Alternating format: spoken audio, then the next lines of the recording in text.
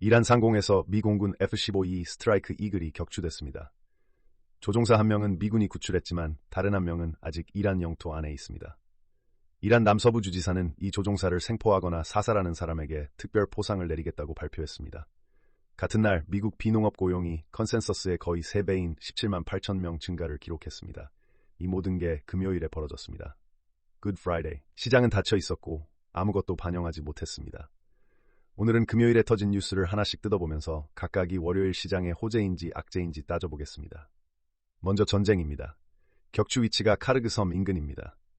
이란 석유 수출의 약 90%가 거치는 핵심 터미널이고 전투가 여기까지 왔다는 건 이란의 석유 인프라 자체가 교전 범위에 들어왔다는 뜻입니다.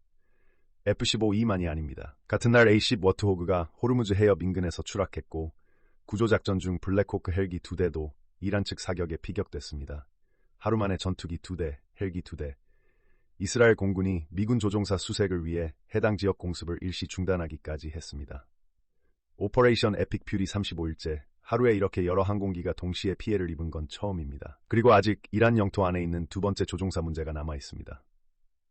이란 정부가 현상금까지 걸었다는 건 생포 의지가 있다는 뜻입니다.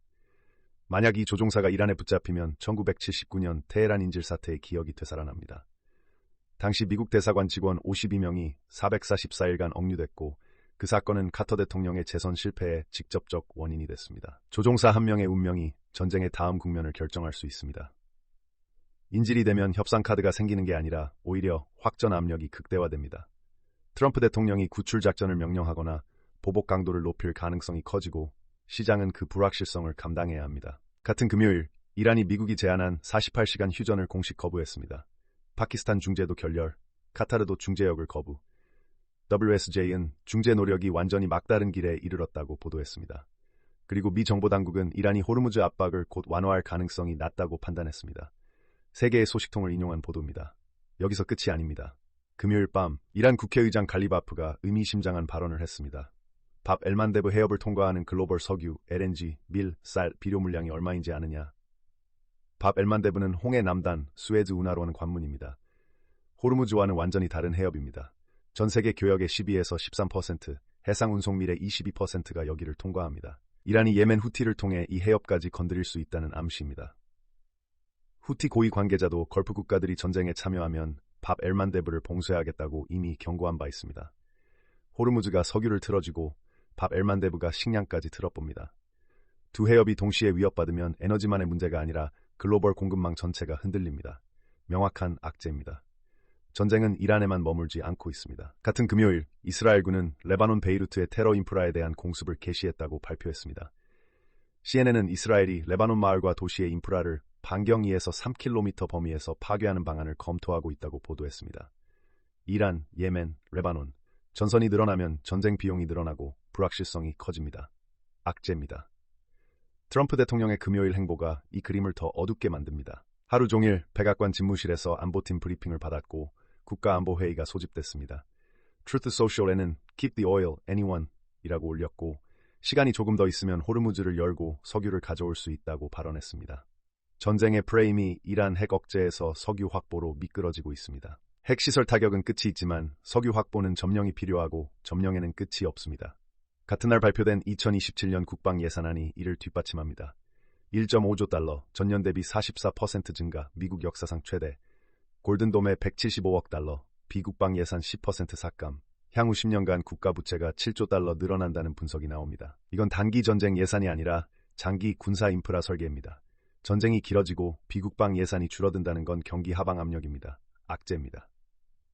그런데 이 예산안에 묘한 숫자가 있습니다. 백악관은 2027 회계연도 GDP 성장률을 3.1%, CPI 상승률을 2.3%로 전망했습니다. 같은 날 발표된 실제 지표가 어땠는지 떠올려 보겠습니다. 서비스업 PMI가 50 아래로 수축 전환했고 소비자 인플레이션 기대치는 5.2%였습니다. 백악관이 그리는 그림과 현실 사이의 괴리가 이 정도입니다. 이제 고용입니다. 17만 8천. 컨센서스 6만 5천의 거의 3배입니다.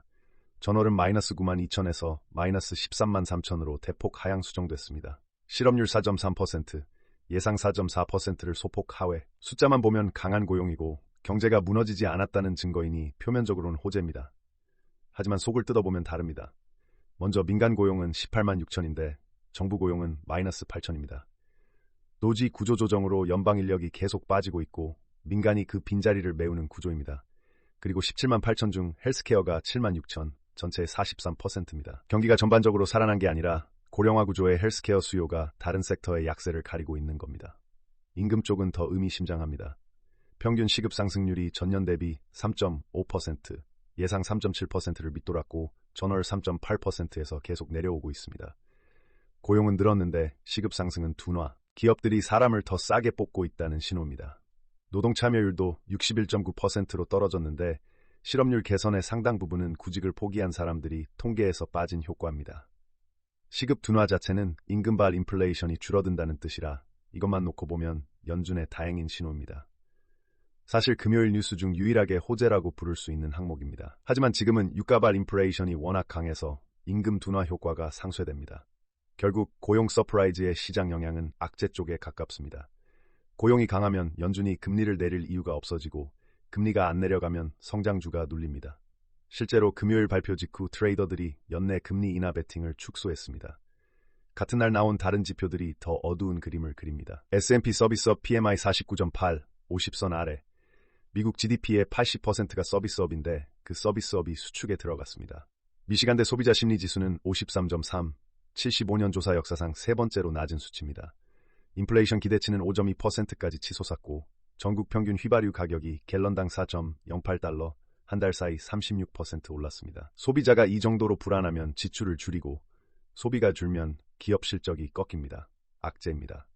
연준의 데일리 총재는 금요일에 나와서 마이너스 고용이 반드시 약세 신호는 아니다 라고 했습니다. 뒤집으면 지금의 플러스도 강세 신호가 아니라는 뜻입니다. 옥스포드 이코노믹스의 마이클 피어스는 이 조합을 스태그플레이션 충격이라고 명명했습니다. 고용은 늘었지만 질이 낮고 서비스업은 수축하고 소비자는 역대급 공포 속에 있습니다. 선물 시장에서는 연내 금리 인하 확률이 거의 사라졌고 오히려 금리 인상 확률이 한때 52%까지 올라갔습니다. 정리합니다. 금요일에 터진 뉴스 중 시장의 명확한 호재는 시급 둔화 하나뿐이고 그마저 유가에 상쇄됩니다. 나머지는 전부 악재입니다. 전투기 격추, 조종사 인질 리스크, 휴전 결렬, 이중 해협 봉쇄 위협, 베이루트 공습 확대, 장기전 설계, 고용 서프라이즈의 금리 인하 후퇴 효과, 서비스업 수축, 소비자 심리 붕괴. 월요일 선물이 재개되면 가장 먼저 주목해야 할 건 실종 조종사 소식입니다.